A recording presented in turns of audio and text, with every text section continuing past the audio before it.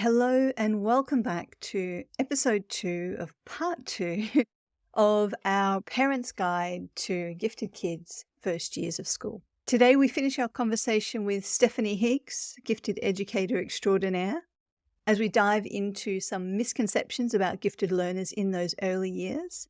It's wonderful to have this conversation with Stephanie. She has so much wisdom to share about this topic, and it's really a privilege to get the educator's point of view in all of this as well. She's got some great advice for parents and educators alike, and I really hope that you have been enjoying these conversations as much as I have. You can check out the show notes for links to anything that we talk about in these episodes, also for links to how to subscribe or support the podcast or find us on Instagram or Facebook. Jump on social media and let us know what you think of this series. And if you've got any other questions, we have got 2 more episodes in this series to come, and they'll be coming out over the next 2 weeks as well. So take care, and I will see you again very soon. Bye. Hi, I'm Sophia Elliott. As a parent of 3 gifted kids, I'm here to talk about all things gifted. Because I've been isolated and uncertain, and I've felt like that parent. Then I found peace of mind, support, and my community. This podcast is about sharing that journey, actually parenting gifted kids, and connecting with advice and support. So we have everything we need for every member of our family to thrive. This is the Our Gifted Kid podcast. So we've talked a little bit already about where to send our child to school and what some of that might look like. But the next question I have is perhaps 2 questions, because they're probably linked in the same kind of answer or story here, is basically, first of all, what's the best way to approach our school, our educators with this conversation of, look, my child is gifted, oh, here's the report, or I think my child is gifted, and what might we expect in return in an ideal world from our educator in having that conversation? Because a lot of parents will be like, how do I have this conversation? How do I be like, my kid's gifted, or I think they are, and not just be like it? I think parents fear that moment where people go, they're there. Everyone thinks their child is a bit special. They're there now, like settle down. They're not really that special. And so, Sure. no, it's not. I think they're special. I Right. think they're gifted. It's like, Right. it's not all Right. great, but we need to Right. meet these needs. Yes. Any advice there for parents? Sophia, those are my favorite questions. They are such good questions as someone on the other side. So a lot of, our listeners are going to be parents, but I'm coming from the educational side. So I love kind of partnering and saying, we are a team. First and foremost, we are a team. You as the parent are your child's biggest advocate, and you know them best. I have more experience on the education side, and I have, some background and some expertise and years of experience there. But you know your child the best. But the best part is we're both huge, strong advocates for your kids. So we are a team. And so that, I think, kind of frees up some of that. Is it's never, am I overstepping? Am I saying too much? But you do know your kid best. And you've had, when they're entering kindergarten, you've had 4 or 5 or 6 years, of every minute, every day with this kiddo. And the teacher is new to that picture. And so we do have to partner. We have to link. It's not, am I overstepping, or whose job is this? Or, we really have to work together. Here's a few qualities. Maybe that would be helpful. Is just kind of thinking through some of the qualities that you can look for in those really little people. Something I look for is just endless, boundless creativity. I'm talking, you can give them any supply. You can give them something boring. And you look over and they're creating, they're making, they're playing, they're inventing a new game, or they're taking something and making a link that you would never think of. So that creativity, I think, can just be really exponential in lots of gifted kids, but especially when they're still young and they're still playing and they're so imaginative. Sometimes it's when we have those quirky little people that are almost like mini adults, and you just think, oh, it's just this grown-up person in this tiny prepackaged little 5-year-old body. So sometimes they have these really advanced qualities about them. Things like just just a really large vocabulary, a voracious reader. I love thinking about the idea that sometimes like they're just born to know things, that they are just so insatiably curious. They can't get enough. The idea that they seem to just know things. And you think, where did you pick that up? Where did you, I've never said that. Where did you get that from? Like just this insatiable curiosity. They're picking up things everywhere. They're sponges. You don't even know they're picking up and digesting and applying all this information. Something else I think that we look for in those really little friends is an emotional depth that seems to really surpass their age, as well as sometimes like a deep levels of sensitivity or injustice. I've had a student previously who was a self-identified and self-chosen vegetarian from a very young age. No one else in her family is a vegetarian. This is because of her deep rooted, deep sense of injustice for animals. She has such a big heart for them. She cannot bear the thought of eating meat. Her family I, eats meat, but for her, that's very personal. She can't do it. I think we need to add, is your child a vegetarian, to the gifted traits list, because it's a sure Yes. sign. Sorry, Yes. excuse me, my voice is a bit Yes. croaky.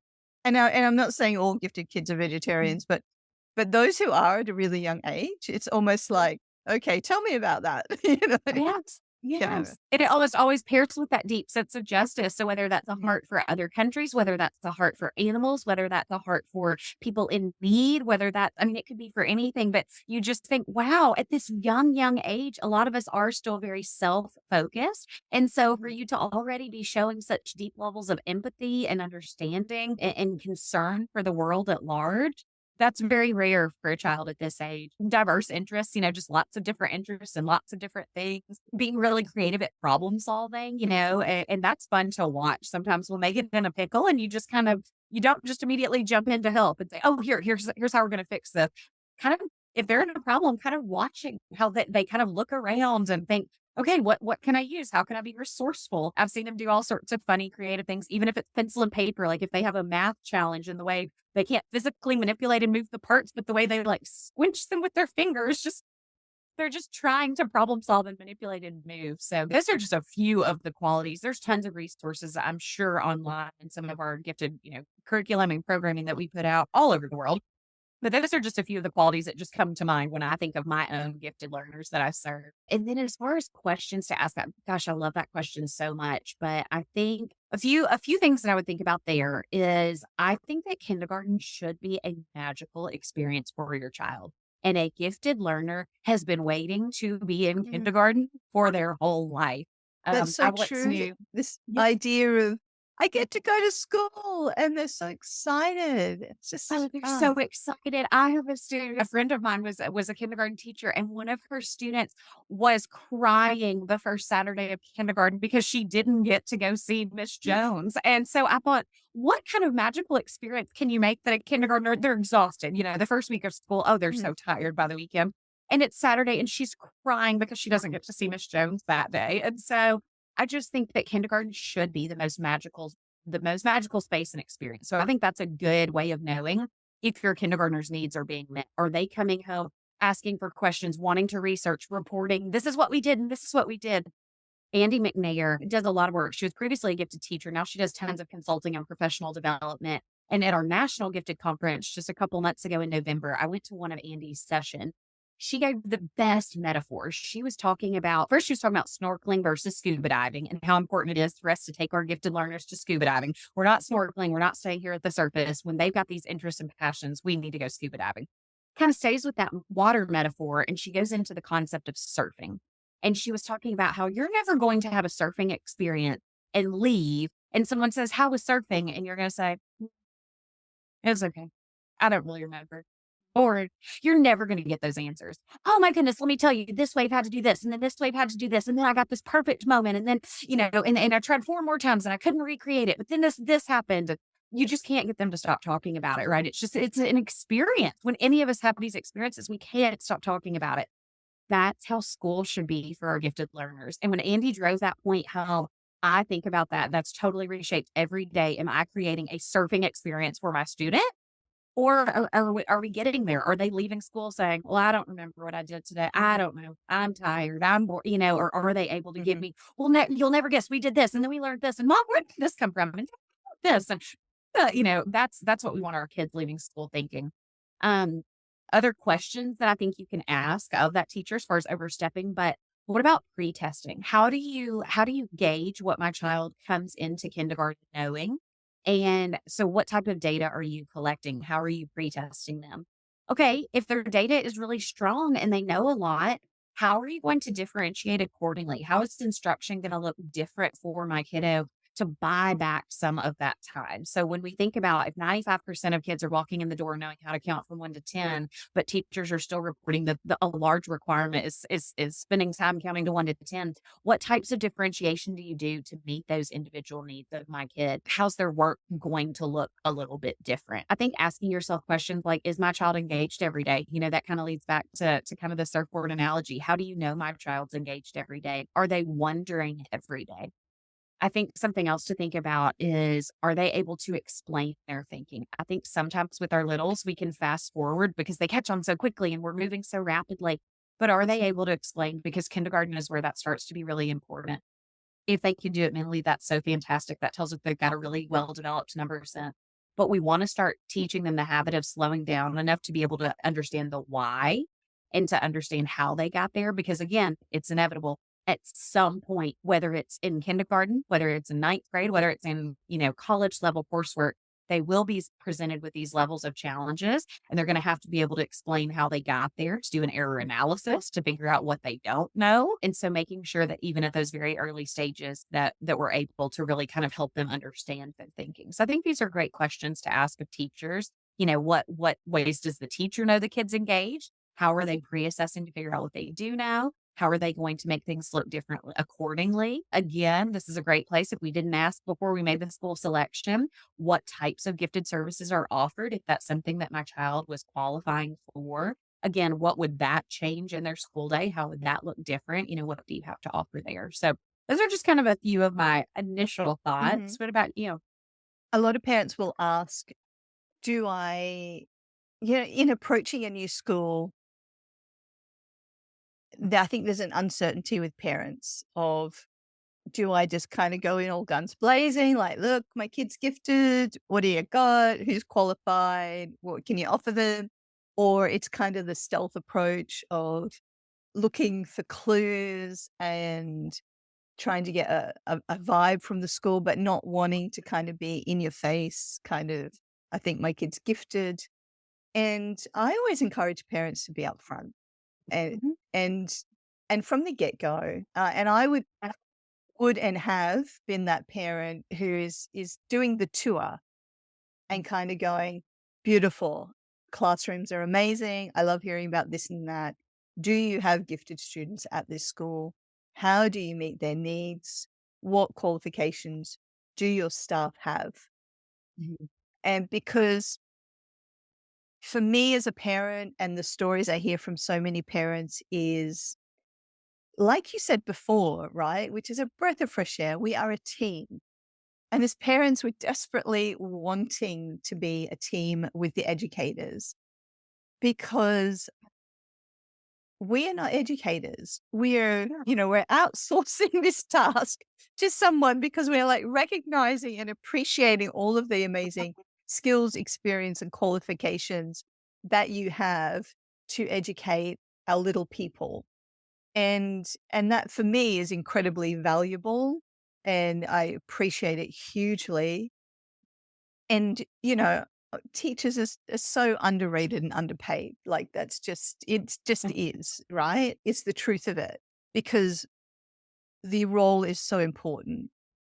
And so I want to be working as a team with the educators of my kids. I want to be able to have that open conversation. And it's not that I expect the teacher to have all the answers. And I think sometimes there can be that insecurity of, am I being questioned? Or, and I'm Yeah. sure that teachers have to deal with some very challenging parents from time to time or having very challenging situations. And I know it's not always easy, but, I can recall having a conversation with a teacher of one of my kids. And I was just kind of like, look, we're seeing this at home. I don't know what it's about, but just a heads up, if you're getting a bit of this behavior, we can just kind of chat about it. And but the conversation was kind of like, if I have a light bulb moment, I'll share it. And they were like, yeah, if we figure something out, we'll share it and we'll just see where we get to, right? Because it's a journey. We don't all have all the answers. But I think the more upfront you can be from the beginning, you're going to get a sense of who you're working with. And in our experience, it's as important to get a feel for the educator as it is for the school leadership. Because at some point, that educator will need to go to the school leadership to get approval to do certain things. And you need to know that the school leadership is an open with possibilities, a cup half full kind of person, someone who's up for suggestions and ideas in respect to what the educator might want to do with that child. And so, yeah, personally, and I say this knowing that it is very challenging to be that parent going, look, my kid's gifted, or I think my kid is gifted, and getting all sorts of responses. I've had those responses as well. I know it's tricky, but I just think it's worth that initial pain to get a real sense of who you're potentially going to be working with for the next, who knows how many years, ideally 12 years. No one wants to keep moving our kids from school to school. And like you said there, I agree. School should be an absolute wonder for all of our kids. And it's horrific to think that research shows that gifted kids can spend up to 80% of the year not learning anything. I hate to think what is happening to that relationship they have with their educators in their school journey in that 80% of time, just losing that faith and trust and spirit of curiosity. And so, yeah, I love some of the things that you're sharing there about just saying, oh, how do you differentiate at the school? What kind of things do you do to try and accommodate the different learning styles and abilities within the classroom? How are you going to meet the needs of my kid who is potentially already reading at kindergarten level, at grade age, or grade 1 age, really fluently? You know what might be a real test of character of a school is to ask the question. So, and particularly if this applies to your child, but even just to kind of gauge their reaction, I was like, what do you do if a kinder or grade 1 child is already reading chapter books? How do you approach that situation? Yeah. Because anecdotally, you hear a lot of educators and librarians will be a real barrier to allowing that gifted child to read books that are, at their level. And you hear this a lot from parents. It's like, my kid's in grade 1, they're already reading chapter books or Harry Potter, but they're not allowed to borrow from that section of the library. And it's kind of like, well, what are we doing to, that need is not being met. Here, go read The Cat Sat on the Mat. Right. In the 2 seconds before you start your Harry Potter book. So there are different clues and red flags, I think. But ultimately, like Stephanie, you're an absolute unicorn. We talk about unicorns on this show. And I think you're a wonderful example of the kind of educator we're all looking for as parents. And it's lovely to hear you talk about it from that educator point of view, and some of the things that we can look for as parents, and also giving us all hope, of course, that there are more people like yourself out there willing to be open. And the other thing that I've come across just quickly is also, if you can't get an educator who has that gifted knowledge, the next best thing is an educator who says, look, I don't know a lot about it, but let's figure it out together. That person is gold. They're another unicorn, basically. And I've had that person as well. And I'm like, beautiful. Let's figure it out together. Because ultimately, if you're committed to knowing my child and meeting their needs, that's who I need. Right? Absolutely. Absolutely. That's so important. Yeah, absolutely. Love what you're learning from the Our Gifted Kids podcast? Why not become a supporter? The quickest way to do this is to leave a review. There's no need for an essay. 5 stars will do. You can also say thanks with a one-off tip in the tip jar or become a regular supporter for as little as the price of a coffee per month. There are lots of different ways you can say thanks. Check out the link in the show notes or head to www.ourgiftedkids.com to find out how you can help. So, as we kind of wrap up, I want to ask, are there any other sort of misconceptions out there that are worthy of us having a quick chat about or unpacking about sort of gifted learners in those early years? Anything So, else you yeah, want? you asked the perfect and best questions. That was kind of mentally one more thing I had thought. If I got a chance to dispel any misconceptions, I would love to. So, perfect question, perfect time. One of the first ones I would love to just caution both parents and educators to remember is that a lot of times our gifted students have asynchronous development. And if that's a new phrase to you, asynchronous development is uneven development. And so sometimes our intellect in these tiny people is so advanced, but they are having a meltdown come apart that is very appropriate or maybe even below kind of what you would expect of a child that's their age. And so asynchronous development is really common. And so I would never want a parent or a teacher to say, oh, well, they're acting like this. That's Mm. not what I would expect of a student who's advanced. And so, they can't be gifted. Or, a parent to say, well, yes, they did this, but, they behaved like this and they got so upset. That's actually yet another indicator that there is potential giftedness. There's that asynchronous development that it can look really uneven. And so that can even be problematic for more, students that are a little bit further along in school that, well, they're a mess, they're constantly in trouble, things like that. Again, that development can be asynchronous. And so it can be on or even, kind of below peers, sometimes social emotionally, pre-vocational skills as far as organization and things like that. But we don't have to say, oh, they're really disorganized and messy. They can't be advanced. They can't need, different work. Sometimes those actually do go hand in hand. So that's really important. I think sometimes kind of on that same page, but a little bit more behaviorally, that what I've learned about our tiny people is that if they are not intellectually stimulated, they will seek and they will find that stimulation elsewhere. And so, there are times that I'll refer a student for gifted testing and even the parent will say, what? My getting in trouble a lot. I get some negative phone calls from the teacher from the school. You could be asking if my kid's gifted. No, that's exactly why I'm concerned. Is because I see their data is really strong, and I do see these behaviors in the classroom, and I think that they're seeking out these behaviors because that level of challenge is not being met through grade level instruction, and so they're looking for stimulation elsewhere. So I think again, just dispelling that myth of behavior is not going to be commensurate with intellect. Yeah, and can I tell you what you just said there is just like beautiful because not 3 days ago, I was having a conversation with a parent with a child who's 6 years old, and so in those early years, and they were struggling to have this conversation with the educator because the educator's like, all they're seeing is this sort of disruptive behavior, and it's like, "Your child isn't showing me what they can do, so we're not going to give them anything, you know, above what might be expected of this age because they're not showing me what they can do."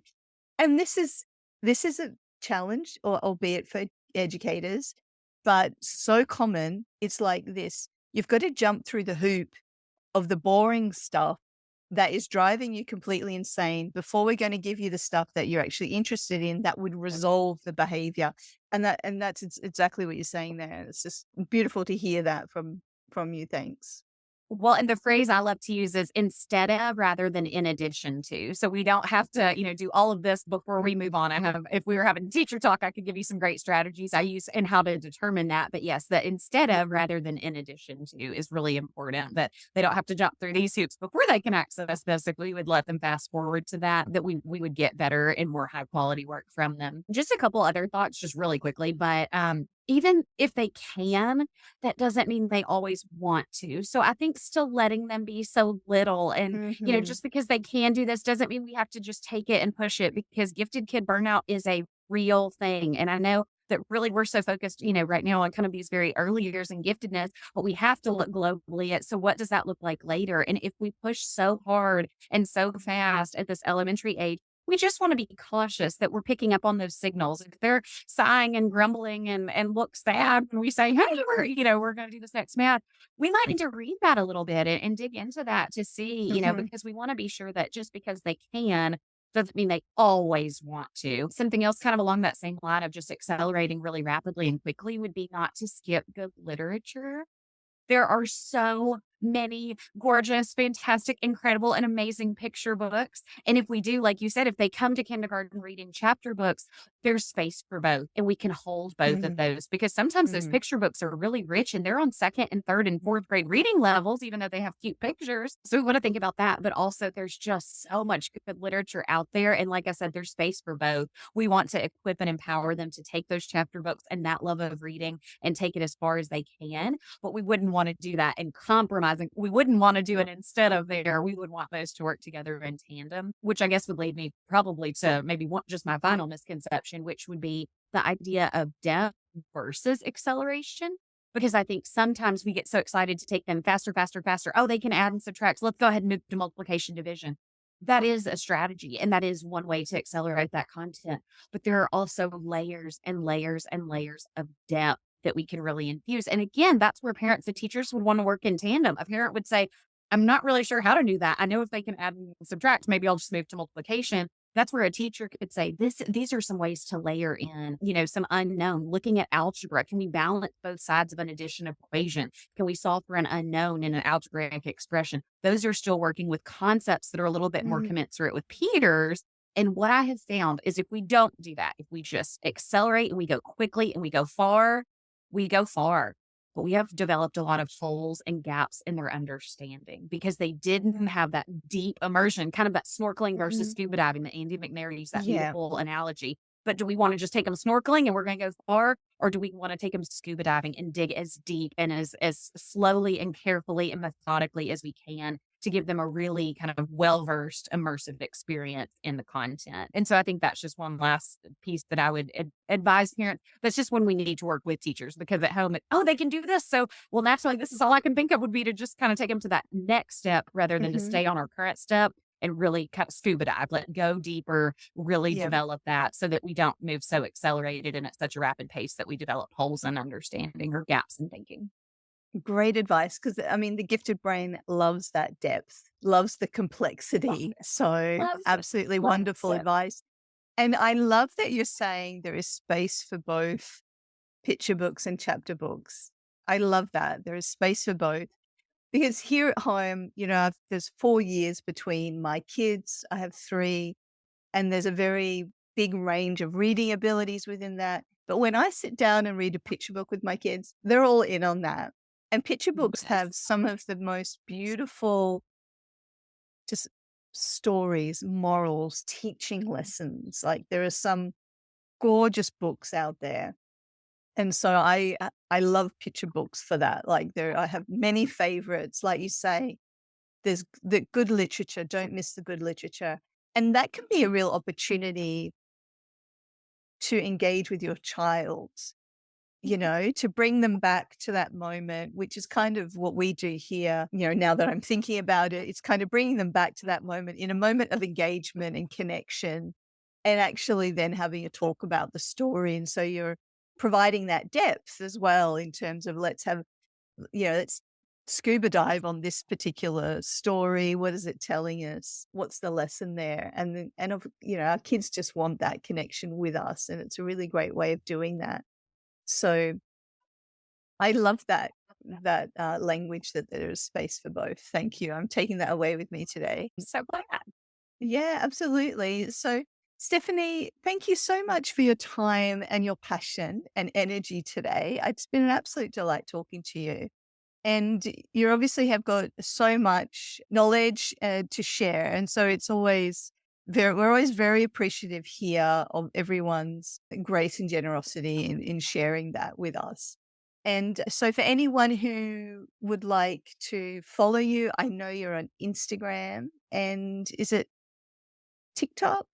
Tell us where we can So find you that's on that's social my new media. greatest adventure. Yes. That's right. So Yes. Instagram Instagram was first. I started that Yeah. just in December, and I already have over 1,000 new best friends that are teachers and that are gifted parents. It is driven a little bit more toward gifted educators and even general Mhm. educators because they all have gifted learners in their classroom. But I have had a parent of my students message me and say, I am so thankful for your Instagram. I am learning about my kid every night based on what you post and what it's all Yeah. working together beautifully. So I would love to have you on Instagram. It's at Little Miss Gifted. And so I would love to see you on there. I post almost every day a strategy. Again, just a quick bite size. We're all overwhelmed. We're all overstimulated. There's so many inputs in us at all times, but just one quick bite size tip. So I'd love to see you there. And then I am bravely venturing into both the TikTok and the YouTube short world. And that one is at Little Miss Gifted Teacher. Little Miss Gifted was taken on those. So I went with Little Miss Gifted Teacher on both TikTok and on YouTube. So sharing tons of bite-sized tips in both locations. If parents also had questions, my email address is littlemissgiftedteacher@gmail.com. So I always just love partnering with parents, chatting with parents. So would love to connect with you. Instagram's the primary source, but I have lots of other avenues as well. Thank you so much. I'll put all of those in the show notes so that we can engage there. I'm looking forward to checking that out as well.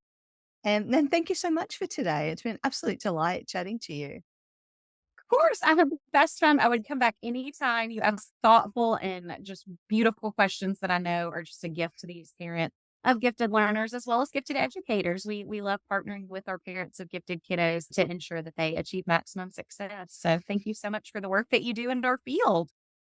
Thank you. You're If you welcome. enjoyed this episode and it inspired you in some way, I'd love to hear about your biggest takeaway in the comments.